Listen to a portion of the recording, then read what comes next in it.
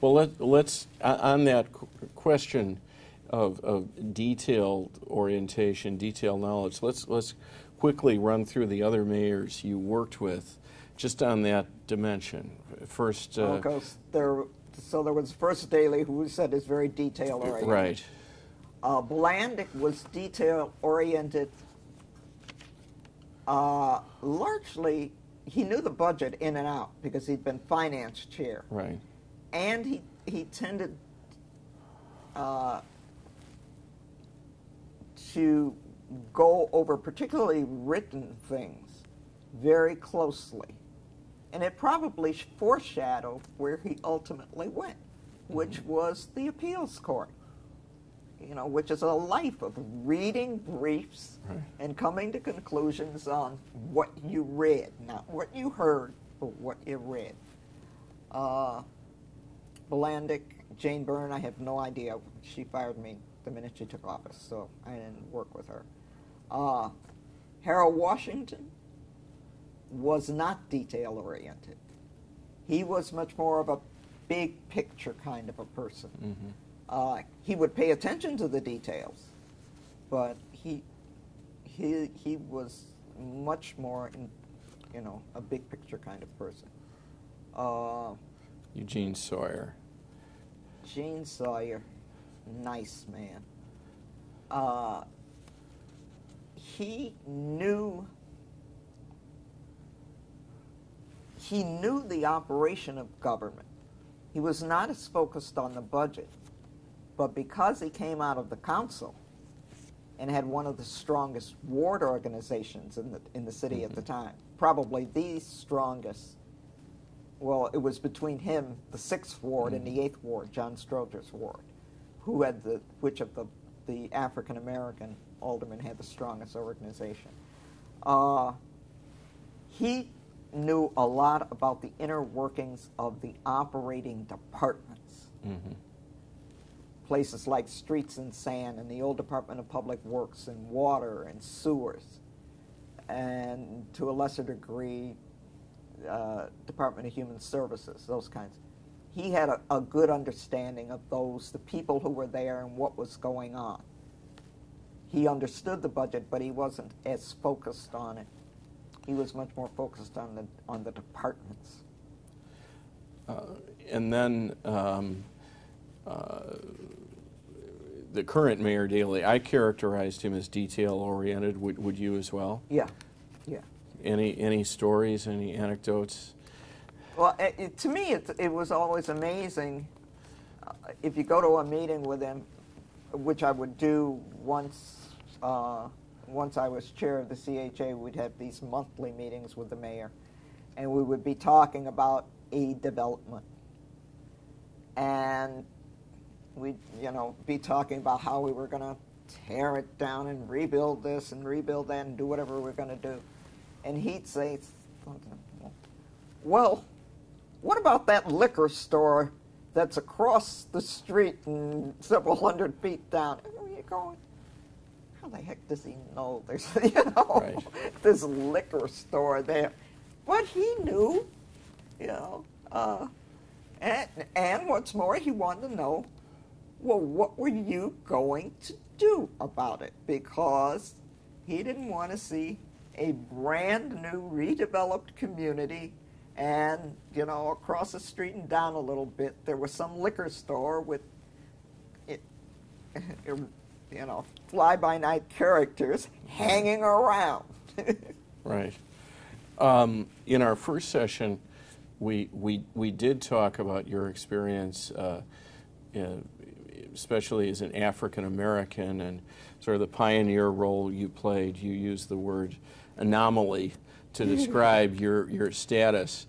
I think the people who followed might use the word pioneer, but let's focus on the status you had as one of the early women in city administration, and what was that like?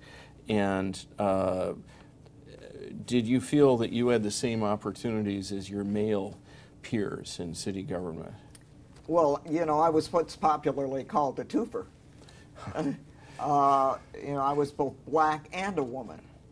And I can honestly say that I individually and personally did not experience discrimination on either count.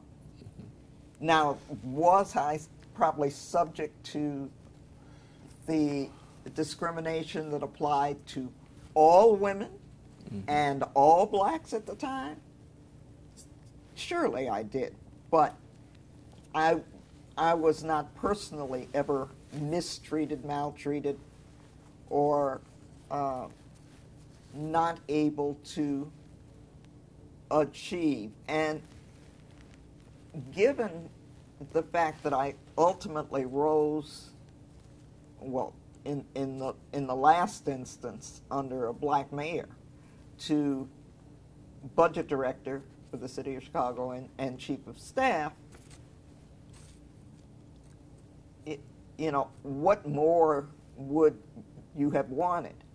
Especially given that it was nothing that I had aspired to as a child. I didn't come out of college. I didn't know such positions existed when I came out of college. So I didn't come out of school going to city government saying, my goal in life is to be the budget director or the chief of staff or whatever. I just sort of slumped along, did my work. Yeah, I worked hard. I learned as much as I could, and I would put in a 50, 60-hour week. But it wasn't as though I was gung-ho and, walking over people to get ahead. I just sort of got there. So I did not personally experience any kind of discrimination. In fact, when I came into the budget office, as I was saying, it was 1973. I was the first black in that office with a degree in 73. But everybody, and that was largely an 11th Ward office at the time, everybody was very welcoming, very helpful. They taught me stuff that, because I didn't have a finance background, I had a history background. What did I know about footing and extending numbers and making funds balance? It was totally beyond me. They taught me all of that stuff without making me feel like an idiot for not having already known it. They were very accepting of me. Of course, it was one of me. Right. It wasn't a whole host of folk coming in there taking anybody's job. Now, when you talk about that, you say they. Sometimes people today say the key is to have a mentor or two mentors. And if you're a woman, get a woman mentor, member of a minority, someone who understands your situation. Did you have mentors like that, or was it a group kind of mentorship that you had? If I had mentors, they were largely white men, because that's who was in power. Right. I would certainly call the budget director. Ed Bador was a mentor. I would bring him stuff. Sharon, what are all these numbers? You got to line them up and total them.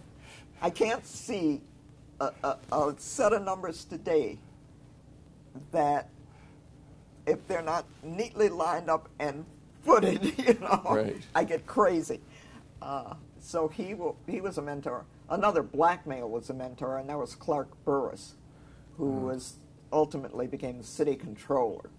He was very helpful. Prominent banker. And a prominent banker. Right. That's the world he retired from. But prior to that, he'd been city controller. Another mentor, though I didn't spend a great deal of time with him, but I tried to emulate him and have never managed to be successful, was Earl Neal. Earl Neal, he died a year or two ago, was he was an attorney,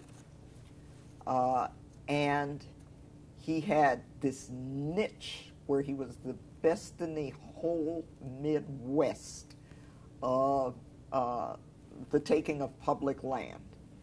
If the public sector wanted to build anything, from U of I to whatever, and you were going to have to go in and take land under eminent domain, you called Earl Neal, because he understood how to do it. And he was just, he had started out in city government. Though, as I understand it, his father had been both an attorney and then a judge. So, and now his son runs the firm. So the family business is law. He had started out in the old Department of Urban Renewal in the early 50s. And which is where, and he was with the city's Corporation Counsel's office, which is where I guess he learned this whole arcane area of the law of eminent domain. He ultimately left city government, went right across the street to the Title and Trust building, the old Title and Trust building, opened his law office, and he was appointed, and I don't know if there are still such animals out there, he was appointed a special assistant corporation counsel, so that he could be called in, I guess, on a moment's notice without going through a whole lot of hoo-ha to do what was needed to be done. So in other words, he was paid as a private lawyer to act as a temporary member of the department for that case. Right. I guess that's how it worked. Yeah. I never knew. But he was this incredible gentleman, just absolutely incredible. Really, really smart. Really, really nice. I never heard him say anything unkind about anybody. And given the cast of characters that he had to work with, there was much unkind to be said about a lot of them. And he was, you know, I've always said that, you know, if I could grow up to be like Earl Neal, you know, I will have arrived. Of course, I didn't. I couldn't. Nobody probably ever can. He was just amazing.